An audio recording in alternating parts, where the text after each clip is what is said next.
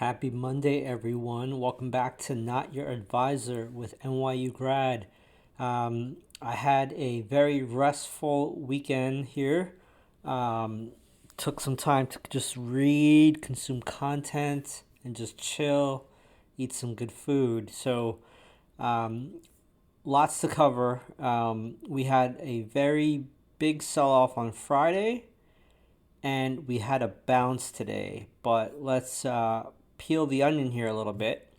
Um, Taking a look at Breadth, we had 78 new highs, 250 new lows. That's now 9 consecutive sessions where new lows have beaten new highs. So that is a new trend for sure. 71% of stocks were advancing versus 25% declining. 70% of stocks were below its 50-day moving average, a little better than Friday. Friday was 75% below 50-day moving average. So that basically means without having to track all of these stocks, right, if you don't have the time, this is an elegant way to know that 5% of the market bounced to at least get above the 50-day moving average. Easy way to look at it. What stuck out for me? The 10-year yield still green, still sticky above 4.5%. We closed today at 4.61 on the 10-year. Before I get into what was strong and what was weak, I did want to quickly just do a little bit of housekeeping before I forget.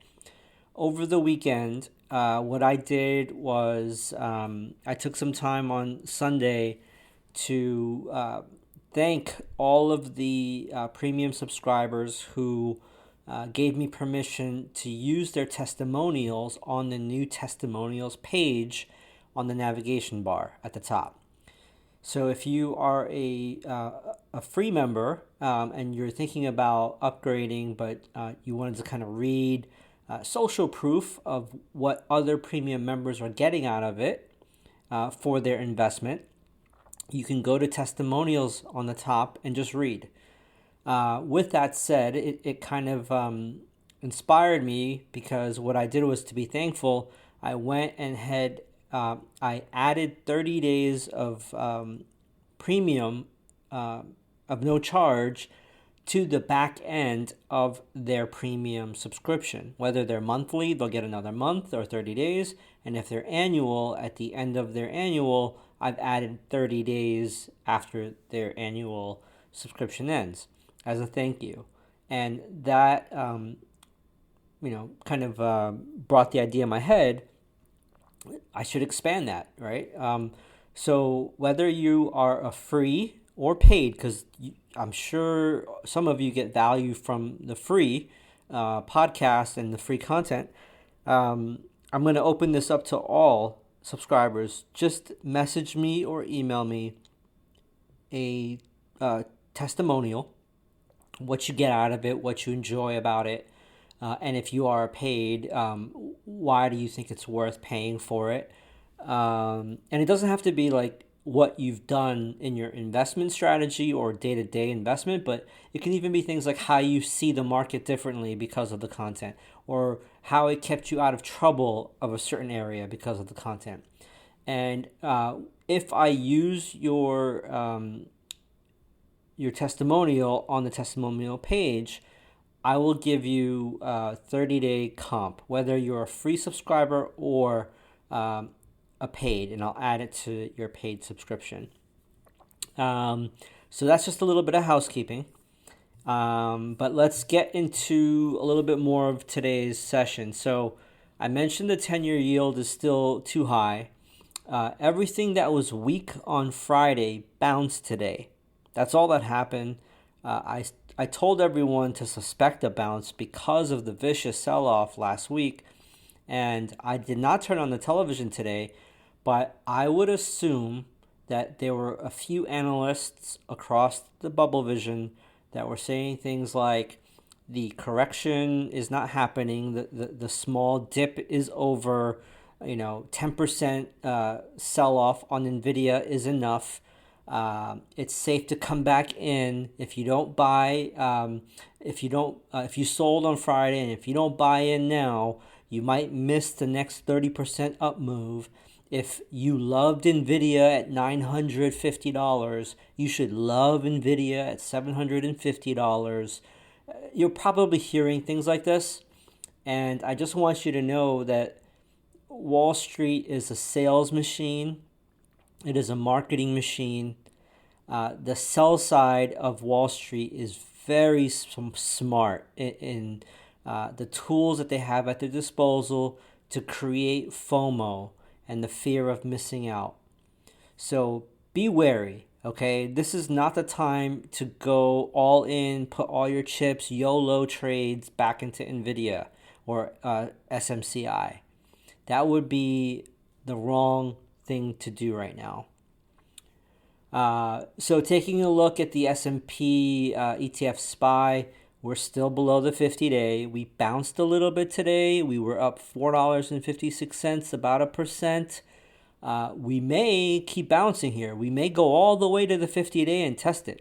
That is normal. That is what's supposed to happen. So if it happens, it's not something that Wall Street should be touting as bullish. The QQQ, same thing. We're under the 50-day. The chart looks horrible. We may powerfully bounce back up to the 50-day. I don't think it'll happen in one session, but it looks like to me that we're likely going to eventually go test the 200-day moving average below. IWM, which is the Russell 2000 ETF, we bounced really hard, or more than the others, 1.05%. So, again, nothing crazy. But we're under the 50-day. We're under the falling 21 exponential moving average, and we're near the 200-day moving average. So we're like in between no man's land right now. Bitcoin, we were up 2.42% during regular session hours. However, we're simply backtesting the 50-day moving average. So there's no trade here. We need to watch to see what happens to Bitcoin when it reaches the 50-day moving average. Will it be contained or will it bust through?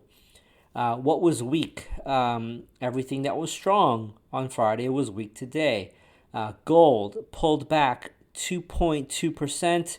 We're still above the 50-day. We're still above the 21-day EMA. So if you bought it right, today should not be a panic situation for you. SLV, same thing, was a pullback of 4.9%, a big pullback, right? But again, we're above the 50-day, we're above the 21-day EMA, and we may go all the way to the 50-day moving average to backtest. But again, I said don't chase silver too much without a tight stop.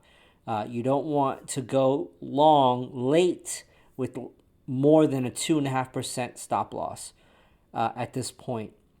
So we need to watch and see more data come out and analyze.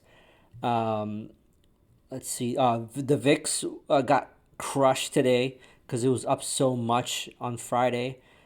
Oil was also down today because it was very bullish for the past few sessions. So for the free members, what to watch? You have a ton of earnings this week. You have Meta, you have Amazon, I believe. So that's going to be important to see what the earnings reactions will be.